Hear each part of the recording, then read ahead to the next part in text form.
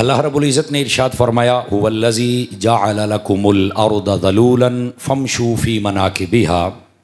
फरमाया कि वो खालिक व मालिक वो अल्लाह है जिसने तुम्हारे लिए ज़मीन को नरम बनाया और ताबेदार बनाया है। देखें, अल्लाह ताला ने अपना जो तारुफ़ करवाया बहुत सारी चीज़ों के साथ, एक उसने तारुफ़ ये भी करवाया कि ए इंसानों, मैंने जो तुम्हारे लिए ज़मीन बनाई है वो इंतहाई नरम और ताबेदार तुम्हारे लिए ज़मीन बनाई है। इसमें तुम्हारे लिए फल भी हैं, फूल भी हैं, खेतियाँ भी हैं, किलियान भी हैं, चलना भी आसान है, बैठना उठना।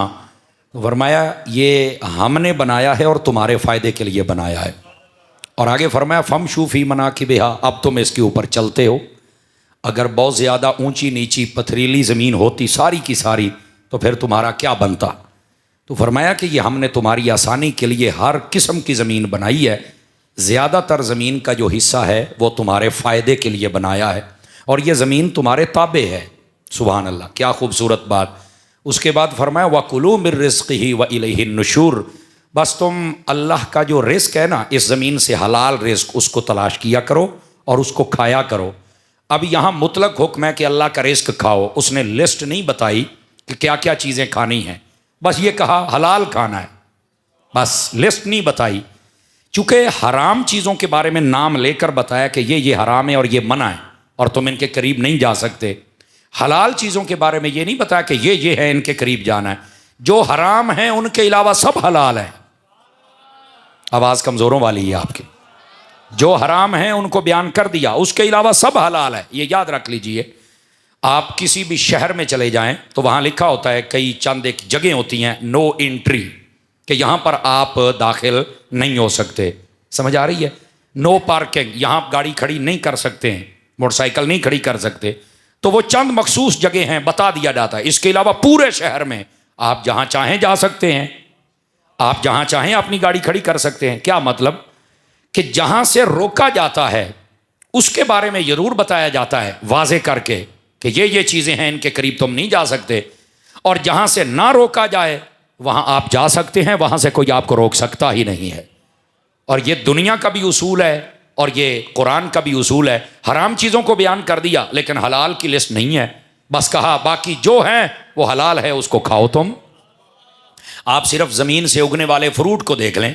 नबी पाक सल्लल्लाहु अलैहि वसल्लम के ज़माने अक़दस में देखे अंगूर का जिक्र मिलता है, अनार का जिक्र मिलता है, बाकी ये जो हमारे तरबूज है इसका जिक्र मिलता है, खरबूजा जो है इसका जिक्र मिलता है, खजूर का जिक्र मिलता है। इसके अलावा बहुत सारे फ्रूट ऐसे हैं। ये आज अनानास आ गए जनाब, आज सेब आ गए। समझ आ रही? हालांकि सेब का जिक्र कुरान मजीद में है, समझ आ रही है, और कई अहादीस में भी इसका जिक्र मौजूद है। इसके अलावा देख ले, हमारे पास आम आ गए, हमारे पास केले आ गए। समझ आ रही ना? कितने फ्रूट हैं यार, बंदा नाम लेने बैठ जाए तो बंदा हैरान हो जाता है। लेकिन चंद एक का जिक्र है, बाकियों का नहीं है, लेकिन है हलाल। लिस्ट नहीं बताई, चूंकि जो मना चीजें होती हैं वो थोड़ी होती हैं और जो हलाल होती हैं वो ज्यादा होती हैं। समझ आ रही है? इसीलिए आप सब्जियां देख लें यार, नबी पाक अलैहिस्सलाम के ज़माने में सबसे ज़्यादा जिस सब्ज़ी का जिक्र मिलता है वो कद्दू शरीफ है। इसके अलावा जो बताऊँ तो जो करेले, तो जो तोरियाँ, तो जो भिंडी तोरियाँ। क्या ख्याल है? क्या अरवी आ गई तो करेले आ गए जनाब, तो ए पेठा आ गया तो टिंडियाँ आ गईयाँ। क्या ख्याल है? भिंडी तोरी आ गई। कहाँ ये सब कुछ? फरमाया बस तुम्हें कह दिया है हलाल खाओ, जब हमने मना नहीं किया तो तुम खाओ। अंडरस्टैंड? बात यह है कि ये उसूल है। अगर इस बात को आप समझ जाए ना तो आपको दीनी मसाइल में बड़ी आसानी होगी। आप कहेंगे वो कैसे? देखिए मैं आपको छोटी सी मिसाल देता हूँ। मिलाद शरीफ है ना, तो लोग तरह तरह के इतराज़ करते हैं, मिलाद शरीफ में ये झंडा कहाँ है, ये झंडी कहाँ है, ये जुलूस कहाँ है, ये फलां कहाँ, ये XYZ सवाल लेके आते।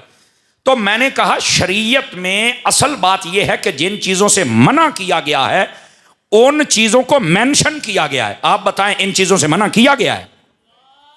तो जब शरीयत ने मना नहीं किया तो मेरी जान आप कौन है इतनी लंबी चौड़ी लिस्ट लाने वाले?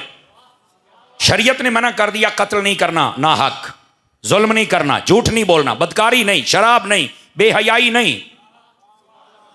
फरमाया खून तुम इस्तेमाल नहीं कर सकते। ये खाने के एतबार से कह रहा हूं, ये जो दूसरा लगता है इंसानों को, ये भी पहले मना था, अब इंसानी ताकतें वो नहीं रही, इसके बगैर बंदा बचता नहीं है। तो ये उलमा ने जवाज का फतवा दिया है। इज़्तिरारी हालत में, वरना इसकी भी इजाज़त नहीं है। तवज्जो है ना? हाँ हाँ, ये मसला बता रहा हूँ आपको।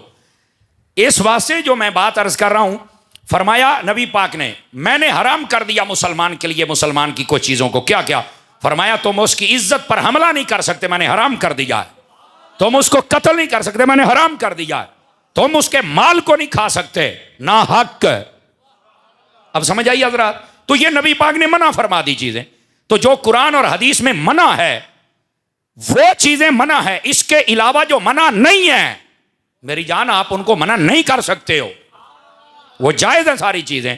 चूंकि उसूल ये है, मना करदा चीजों की लिस्ट होती है, बयान होता है, जाहिर होती हैं, और जो मना न की जाएं उनकी उतनी बड़ी लिस्ट नहीं होती।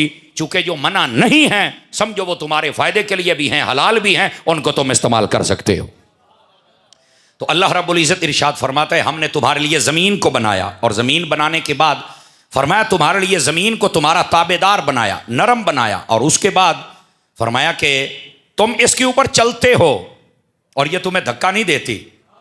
तुम घरों में सोते हो तो ये तुम्हें चारपाइयों से नहीं गिराती, घर से बाहर नहीं निकालती, ज़मीन इतनी ताबेदार है तुम्हारी, ठीक है। और उसके बाद फरमाया तुम ज़मीन में से उगने वाली हलाल चीज़ें खाओ, ठीक है। अब ये उसूल आ गया, उगने वाली चीज़ें हलाल हैं, वो खानी है तो खाओ। अब ये असल चीज़ है। और उसके बाद अल्लाह रब्बुल इज़्ज़त ने क्या इरशाद फरमाया, सुभान अल्लाह, बड़ी समझने वाली बात, व इलैहिन नुशूर, और फरमाया क़यामत वाले दिन तुम अपने रब की बारगाह में दोबारा उठाए जाओगे। सारी बात ही ख़त्म कर